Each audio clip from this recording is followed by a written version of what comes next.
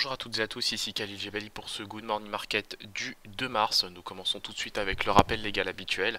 XTB France informe les participants que la présentation à venir et les informations qui vont être dispensées ne constituent pas en aucune manière une sollicitation ou incitation à acheter ou vendre des produits financiers. Voilà, nous commençons tout de suite avec le calendrier économique de ce vendredi 2 mars. Donc on a pris connaissance des chiffres du chômage au Japon, très positif puisque ressorti inférieur aux attentes.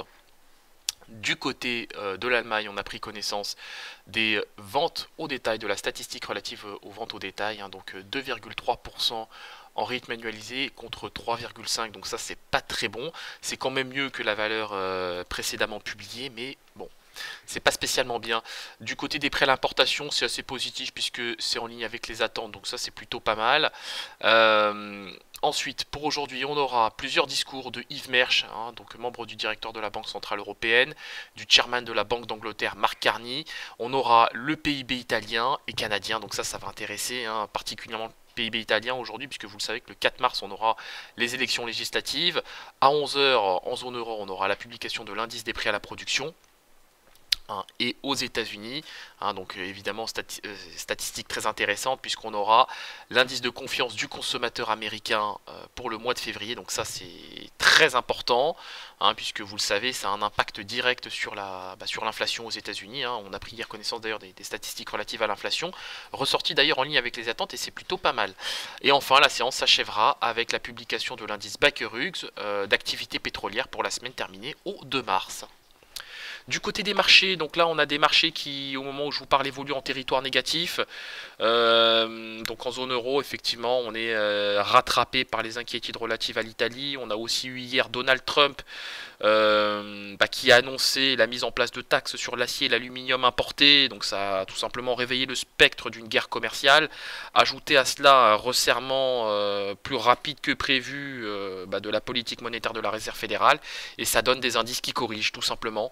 Donc il y a pas mal de thématiques comme ça au moment où je vous parle. Les futurs américains évoluent en territoire positif, mais du côté de la zone euro, c'est négatif. On a un DAX qui perd déjà quasiment 1%, 0,8, moins 0,8% au moment où je vous parle, sur le niveau des 12 060 points.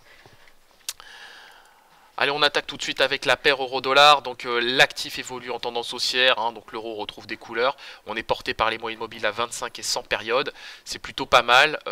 J'ai un biais acheteur sur l'actif et je pense qu'on va retrouver dans un premier temps les 1,2290 et ensuite pourquoi pas le niveau des 1,23$ pour 1 euro. Du côté du DAX 30, comme je le disais en introduction, la toile de fond est foncièrement baissière. On a des indices européens qui évoluent en territoire négatif au moment où je vous parle.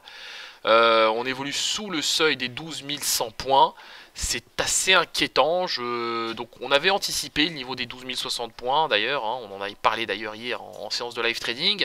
Je pense qu'un retour sur le niveau des 11 900 points est anticipable. Maintenant, je ne serais pas non plus surpris d'assister à un rebond technique en direction des 12 098. Pour faire simple, je dirais simplement que si nous cassons les supports fait ce matin sur le niveau des 12 010 points, 12 015 points, et bien ce sera direction les 11 900, et tant qu'on sera au-dessus, et bien ce sera acheteur en direction des 12 100 points dans le cadre évidemment d'un rebond technique. Donc 12 010 points, 12 015 points constituera évidemment la frontière technique pour aujourd'hui, véritablement, puisque là... J'espère qu'avec les statistiques de tout à l'heure ce sera positif, au moins comme ça on retrouvera un peu de terrain. Mais effectivement, si on repasse sous le niveau des 12 015 points, je donnerai pas très cher du DAX 30. Sur le gold, alors on a retrouvé un peu de couleur, c'est pas encore ça. On est venu tester le niveau des 1300$ l'once quand même, donc là on a regagné un peu de terrain au-dessus de la moyenne mobile à 7 périodes. On reste capé par la moyenne mobile à 21 périodes. Si on s'affranchit de celle-ci, ce sera direction la moyenne mobile à 100 périodes sur le niveau des... alors à peu près des niveaux des 1327-1328$ l'once, mais pour l'heure il va quand même falloir s'affranchir du seuil des 1318$ l'once, et ça va pas être si évident que ça. Du côté du pétrole, donc on a une toile de fond baissière qui se poursuit tout simplement. Alors moi pour aujourd'hui, je vais peut-être vous surprendre, mais j'ai un biais acheteur. Je pense que les prix sont susceptibles de rebondir en direction des 61,43 dans le cadre évidemment d'un rebond technique. On a pris les bénéfices sur le pétrole. On a vu qu'on a de bons supports hein, sur la fourchette 60, 73, 60, 31. On a un niveau de prix qui tient assez bien, une très bonne zone de support. Donc c'est pourquoi je suis acheteur dans le cadre d'un rebond technique jusqu'au niveau des 61,43. Si celui-ci se confirme, je viserai directement le niveau des 62,49 par la suite. Du côté de l'indice S&P 500, donc comme je le disais en introduction, on a effectivement des indices US, enfin des futurs américains qui évoluent au moment où je vous parle en territoire positif. Donc on regagne du terrain, on est toujours sous le niveau des 2700 points par contre, donc ça il faut aussi le noter. De mon point de vue, si on est au-dessus de la moyenne mobile à 21 périodes en M30, c'est qu'on a l'intention d'aller chercher le niveau des 2689 et pourquoi pas même derrière le niveau des 2700 points. Donc c'est un niveau qu'on a eu beaucoup de mal à casser hier, mais on a fini quand même par le casser, quoi. Donc c'est un support, on a même fini par le casser un peu comme dans du beurre. Hein. Donc je pense qu'on va aller chercher ce niveau aujourd'hui, le niveau des 2700 points.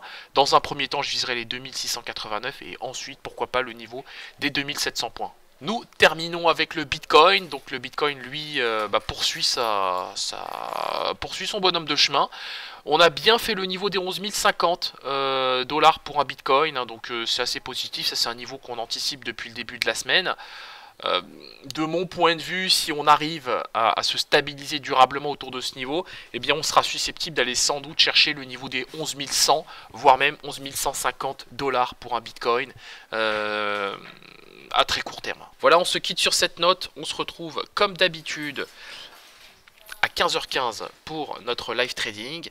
Et bien évidemment, ce sera l'occasion déjà de revenir sur la séance d'hier et de faire le décryptage des différents indices, puisque au moment où je vous parle, c'est pas très joli. Le DAX 30 perd encore du terrain à moins 0,90%. Voilà, rendez-vous 15h15. À tout à l'heure.